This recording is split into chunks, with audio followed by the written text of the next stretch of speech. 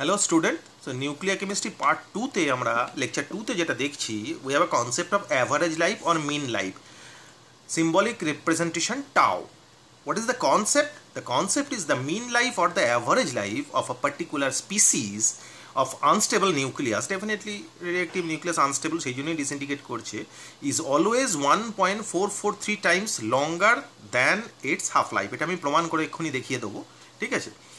তো example, lead 209 for example decays to bismuth 209 with a average life 4.69 hours and half life হচ্ছে 3.25, ঠিক আছে? তো এখানে যেটা বলেছে সেটা হচ্ছে যে অ্যাভারেজ লাইফটা হাফ লাইফের থেকে এত টাইম বড় হবে। দেখা যাক, we have a relation between average life tau and the disintegration constant. Tau is equals to 1 by lambda. এখন we know that lambda is equals to 0.693 by t half. Put it over there.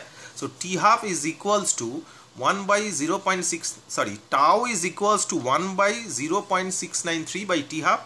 তো 1 by 0.693 ভ্যালুটা আসে 1.443, যেটা এখানে আমি বললাম, যেটা এখানে প্রুভ করে দেখিয়ে দিলাম। So tau is equals to 1.443 t half.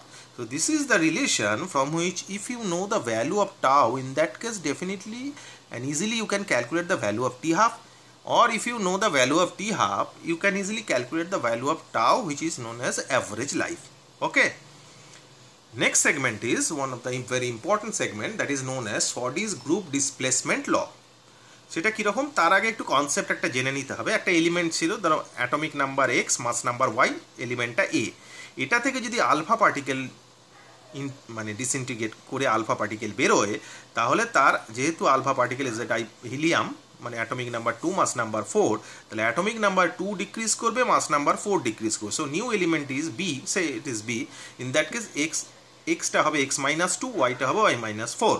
ওকে, তারপর বিটাটা যদি বেরোয় বিটা পার্টিকেল, তাহলে সেটা কি হয়, মাস নাম্বার সেমই থাকে, কারণ বিটার ডেফিনিশন আমি আগেই বলেছিলাম -1 E0, অ্যাটমিক নাম্বারটা 1 ইনক্রিজ করে যায়, তারপরে এক্স মাইনাস 2 প্লাস 1, ওপরটা যা ছিল তাই, এলিমেন্টটা সি, তাহলে সি এর সিম্বল দাঁড়ালো অ্যাটমিক নাম্বার এক্স মাইনাস 1, মাস নাম্বার ওয়াই মাইনাস 4। ওকে, তো এখন ন্যাচারালি যেটা আমরা দেখেছি যে পিরিয়ডিক টেবিল না, modern periodic table is basically based on atomic number. এখন যেহেতু এখানে অ্যাটমিক নাম্বারে ডিক্রিজ বা ইনক্রিজ হচ্ছে, ডেফিনেটলি নতুন যে এলিমেন্ট হবে সেই এলিমেন্টটারও পজিশন চেঞ্জ হবে। এখন যদি সেটা থেকে আলফা পার্টিকেল বেরোয়, তার মানে অ্যাটমিক নাম্বার 2 ডিক্রিজ করছে, মানে এলিমেন্টটা যেখানে ছিল তার লেফট হ্যান্ড সাইডের দুটো ঘর সরে যাবে।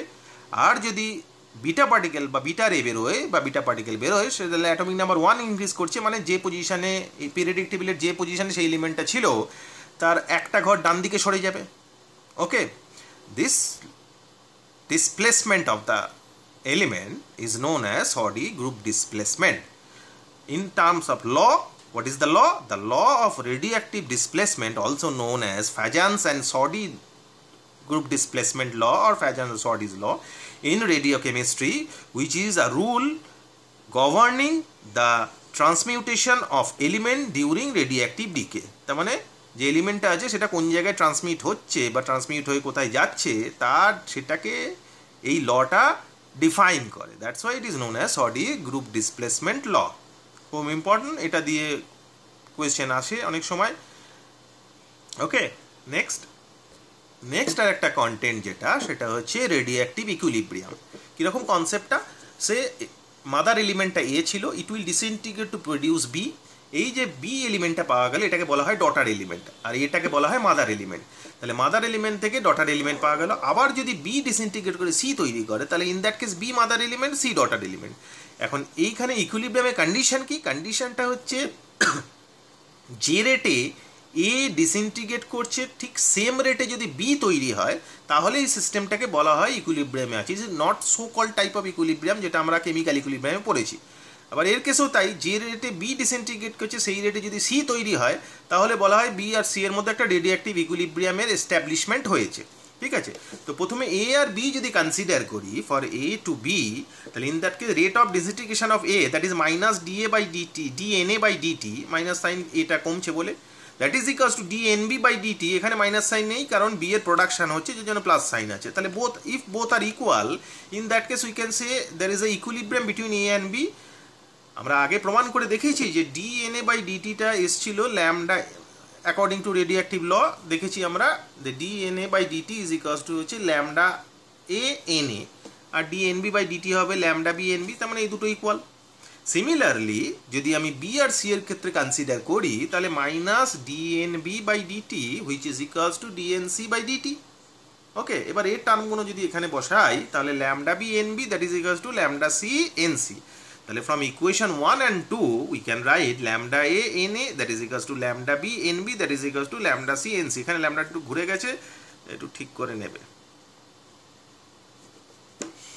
So these be the condition of equilibrium. So now taking these two, so lambda a n a is equals to lambda b n b.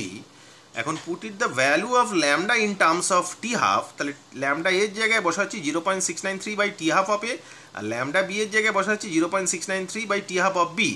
তাহলে lam n a by t half of a that is equals to n b by t half of b. This be the formula of radioactive equilibrium. এই দিয়ে numericals আসতে পারে, simple formula জানা থাকলে নিউমেরিক্যালসগুলো করতে পারবে। Radioactivity বা নিউক্লিয়ার কেমিস্ট্রি একটা ইজি চ্যাপ্টার, সেটা ভালো করে দেখবে। এছাড়া ক্লাস 10-এ nuclear fission, nuclear fusion, spallation এইসব যে রিয়াকশানগুলো পড়েছিলে সেগুলো থেকেও ভালো করে দেখবে, সেগুলো থেকেও কোয়েশ্চেন আসে।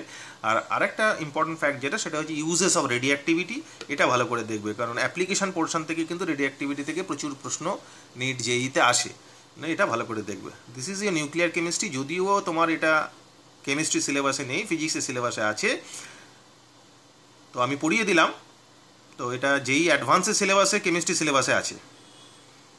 যাই হোক, ফিজিক্সেও আছে তোমার বোর্ডের সিলেবাসে, যারা বোর্ডের প্রিপারেশন নিচ্ছ তাদের বোর্ডের সিলেবাসে ফিজিক্সেও আছে, এটা টোটালটা পড়িয়ে দিলাম। ওকে, থ্যাংক ইউ।